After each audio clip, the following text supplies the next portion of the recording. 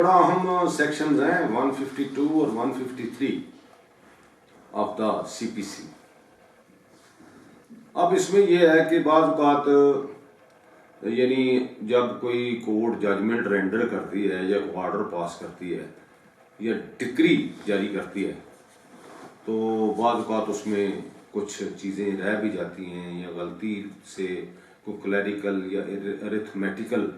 उसमें एरर आ जाती है या मिस्टेक आ जाती है या कोई फिगर गलत लिखा जाता है या किसी का नाम गलत लिखा जाता है या उसमें डिस्क्रिप्शन ऑफ प्रॉपर्टी जो है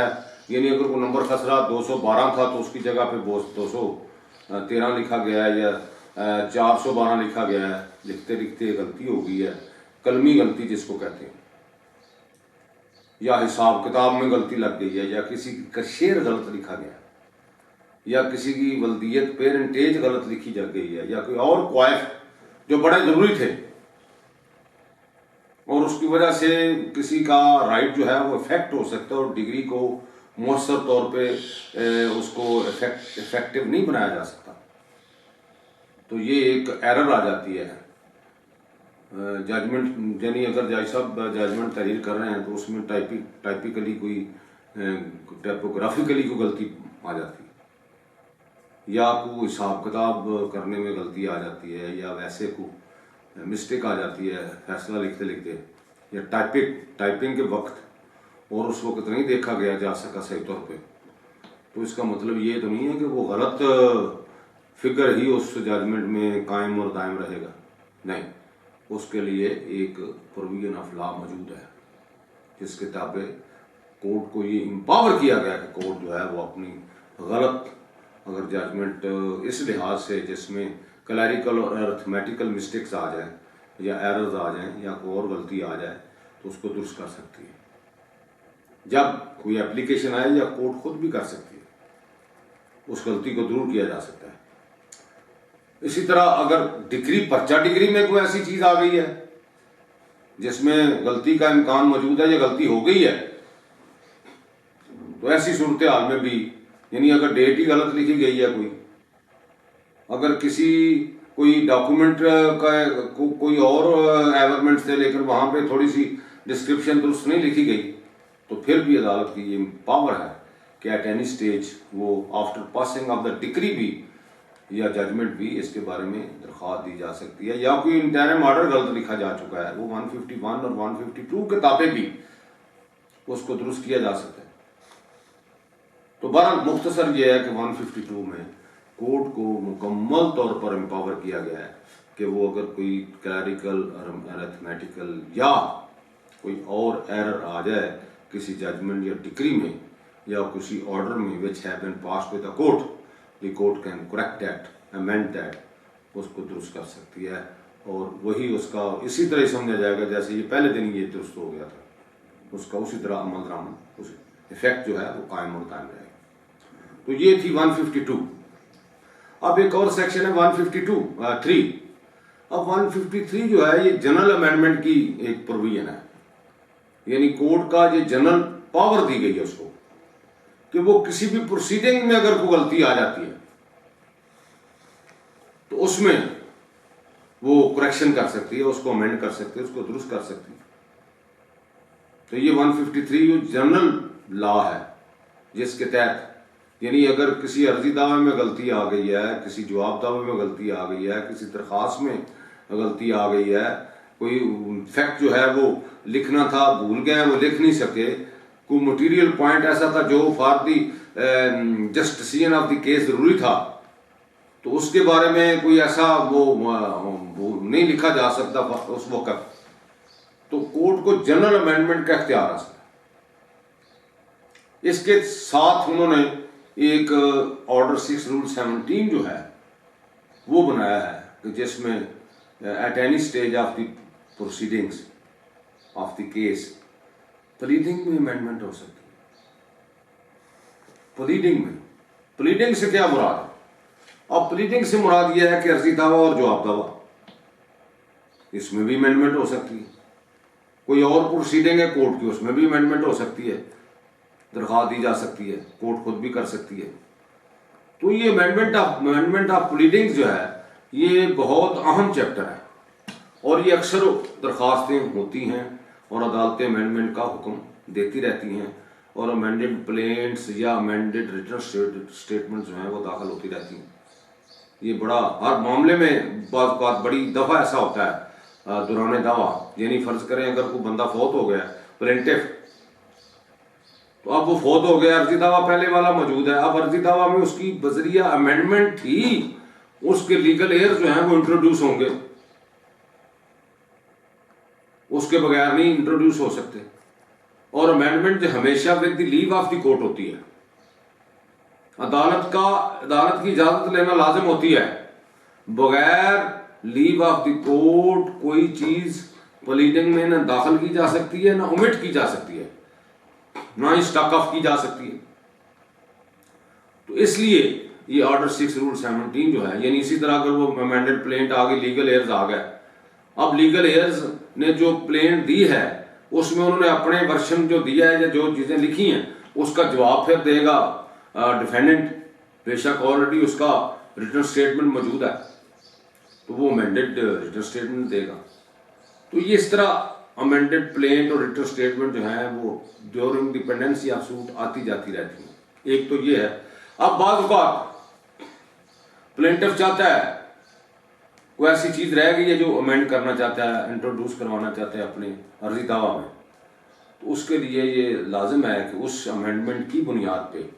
जो वो इंट्रोड्यूस करवाना चाहता है अपने अर्जी दावा में किसी पैराग्राफ में कोई नई बात जो छोड़ गया वो लिखना चाहता है, उससे दावे का जो कॉम्प्लेक्स है या कलर है वो नहीं चेंज होना चाहिए, और कोई नई चीज जो है वो इंट्रोड्यूस नहीं होनी चाहिए, बल्कि उससे उसका तल्लुक बनता हो पहले वाली बात से, पहले वाले फैक्ट से, उससे रिलेटेड हो।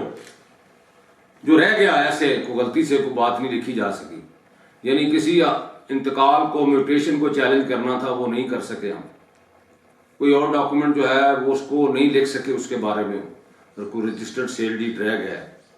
लेकिन उससे ऐसा करने से उसका कॉम्प्लेक्शन या कलर चेंज नहीं होगा सूट का, वो उसी तरह ही रहेगा, लेकिन एक नई चीज उसमें दाखिल हो जाएगी जो उसके मुतलका है। इसी तरह बात प्रेयर जो है उसमें मुकम्मल प्रेयर नहीं शामिल की जा सकी बल्कि कोई रिलीफ रह जाता है, तो क्या ऐसी सूरत हाल में अमेंडमेंट हो सकती है प्लेंट में? क्या वो इंट्रोड्यूस हो सकती है? मसलन फर्ज करें अगर एक शख्स ने डेक्लेरेटरी सूट फाइल किया है, वो कहता है जी फलां प्रॉपर्टी जो है उसका मैं मालिक हूँ और मेरे साथ फ्रॉड हो गया या मेरे बाप के साथ फ्रॉड हो गया था, मैं बतौर लीगल एयर उसमें हिस्सेदार हूँ, मुझे वो प्रॉपर्टी मिलनी चाहिए, ये फलां इंतकाल मनसूख होना चाहिए, लेकिन वो प्रेयर में पोजेशन नहीं मांगता जो लाजिम था, लेकिन अगर वो पोजेशन ना मांगे तो फिर उसका दावा भी डिफेक्टिव हो जाता है और वो एक रिलीफ से महरूम हो जाता है। तो उसके लिए ये कानून मौजूद है कि at any stage of the proceedings of the case he can seek amendment of the plaint by introducing the prayer of the possession और any other prayer in relief clause और इन द प्लेंट, जो लाजिम है, किसी को challenge कर सकता है, कोई नई बात जो थोड़ी बहुत उसकी रह गई उसके मुतलका है, वो फैक्ट जरूरी था शामिल करना, वो नहीं रह गया उससे, तो वो भी शामिल कर सकता है। तो अब प्लेंट में अमेंडमेंट या रिटन स्टेटमेंट में कोई उसने ऑब्जेक्शन लेना था जो बड़ा जरूरी था, जो रूट ऑफ दी केस के लिए जो लाजिम था, को मेंटेनेबिलिटी के बारे में कहना चाहता था या कुछ ऐसा कोई फैक्ट जो था वो डिफेंस अपने में रह गया उसको नहीं शामिल कर सका, तो ऐसी सूरत हाल में अगर दूसरी पार्टी को कोई ऐसा प्रेजुडिस नहीं होता या उसके हकूक को कोई नुकसान नहीं पहुंचता उस अमेंडमेंट से, या स्पिरिट ऑफ द केस जो है उसमें खराबी नहीं आती, या कलर और कम्प्लेक्शन जो है वो चेंज नहीं होता, तो फिर अदालत जो है वो बाई एप्लीकेशन से पार्टी की, किसी भी पार्टी की, या मुद्दई दे या मुताला दे, या फिर आज खुद भी अदालत अगर समझती है कि इसमें ये गलती है, ये शामिल होना चाहिए, ये किसी पार्टी का नाम ऐड होना चाहिए, या ये फलां प्रॉपर्टी आप छोड़ गए हैं जो इसके मुतलका थी डिस्क्रिप्शन जो है वो नामुकम्मल है, या जो उसके जो फैक्ट्स हैं वो वेग हैं, वो क्लियर नहीं है, उनको मजीद एलेबोरेट करने के लिए आप इसमें फलां चीज दाखिल करें, या कोई फौत हो गया है उसको उसमें शामिल उसके वारसान को होना चाहिए। तो इस ऐसी सूरत हाल में अदालत खुद भी या on the application of any party जो चाहती है उसको सीक करना अमेंडमेंट को, चाहे वो डिफेंडेंट है या मुद्दल है, वो एप्लीकेशन लेके उस पे उसका बाकायदा दूसरी पार्टी से जवाब ले सकती है। उसके बाद एक ऑर्डर पास कर सकती है for the amendment of the plaint, for the amendment of the return statement. अब क्या अमेंडमेंट किस स्टेज पे हो सकती है? अमेंडमेंट की कोई लिमिटेशन नहीं कि ये फलां स्टेज पे या फलां इतने अरसे में हो सकती है, बल्कि अमेंडमेंट जो है उसके बारे में तो बड़ा वाज़े कानून है कि at the stage of appellate stage पे भी हो सकती है, रिवीनर स्टेज पे भी हो सकती है, और बल्कि इवन अगर मैटर सुप्रीम कोर्ट में पेंडिंग है तो वहां पे भी आप एप्लीकेशन दे सकते हैं for the amendment of the pleadings. और अगर supreme court, honourable supreme court आज खुद ये समझती है कि इसमें तरमीम होनी चाहिए for the sake of justice, तो फिर वो तरमीम का वहां से भी हुक्म हो सकता है। जो नतीजा ये निकला कि अमेंडमेंट के बारे में कोई लिमिटेशन नहीं, और amendment at any stage of the proceedings हो सकती है, उसको नहीं रोकना चाहिए। अमेंडमेंट जो है वो आम तौर पे इसको रिफ्यूज़ नहीं करना चाहिए, क्योंकि अगर अमेंडमेंट आएगी तो इंसाफ के तकाजे पूरे होंगे। लेकिन अगर कोई फैक्ट आया ही नहीं है, जो उसकी वो रह गया है, गलती हो गई है, मिस्टेकनली ऐसा हो गया है, कोई डिस्क्रिप्शन ऑफ प्रॉपर्टी गलत लिखी जा चुकी है, पार्टी का नाम गलत लिखा जा चुका है, तो ऐसी सूरत हाल में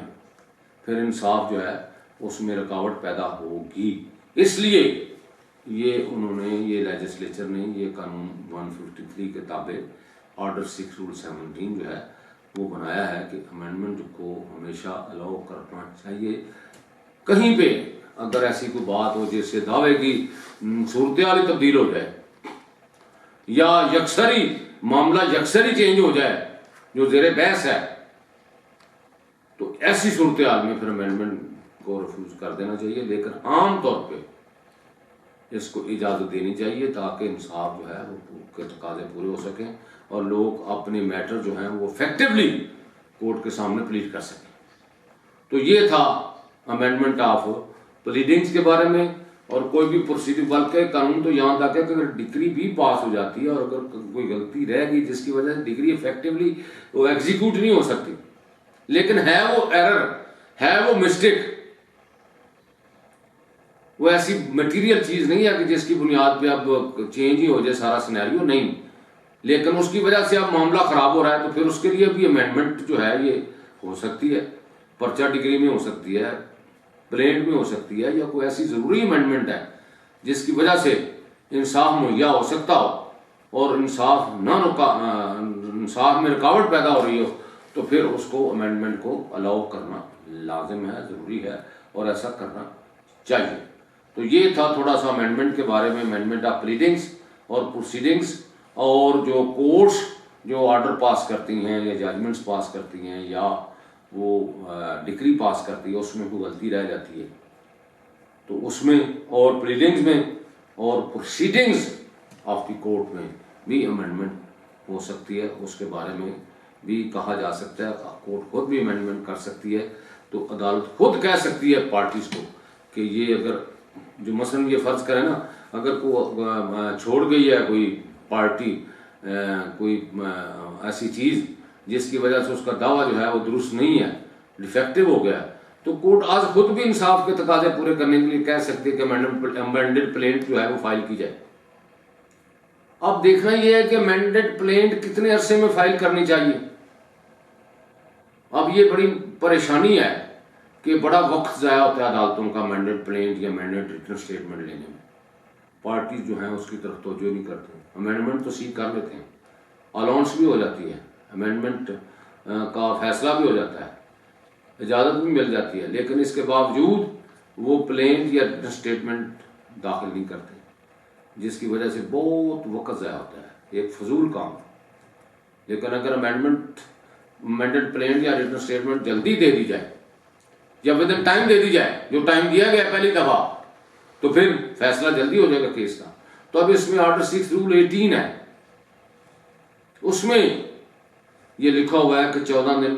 के अंदर अंदर 14 दिन तक ज़्यादा इससे टाइम नहीं लगाना चाहिए, तो फिर वो कोर्ट जो है अगर वो 14 दिन गुजर जाए और वो नहीं अमेंडेड प्लेन देते या रिटन स्टेटमेंट, तो कोर्ट उस पर एक्शन ले सकती है, उसके डिफेंस स्टॉक ऑफ या कोई ऐसा लीगल पेनल्टी जो है उसको डाली जा सकती है कि क्यों नहीं आप अमेंडेड प्लेन देते। तो ये इसमें अमेंडेड प्लेन देते चाहिए कि अमेंडमेंट अगर आपने सीख किया या कोर्ट ने इजाज़त दी है या कोई ऐसा सिलसिला है जहाँ पे इंसाफ के तकाजे पूरे होना ज़रूरी हैं, तो फिर ऐसी सूरत हाल में इस रियायत से, इस फैसिलिटी से, इस कानूनी एक जो आपको दी गई है कन्वीनियंस दी गई है, जिसका फ़ायदा हासिल करना चाहिए। तो ये था थोड़ा बहुत amendment of decrees judgment orders and as well as proceedings and as well as pleadings के बारे में थोड़ा जो कानून था वो मैंने आपसे गुजारिश किया। उम्मीद आप इससे मुस्तफ़िज़ हों। Thank you.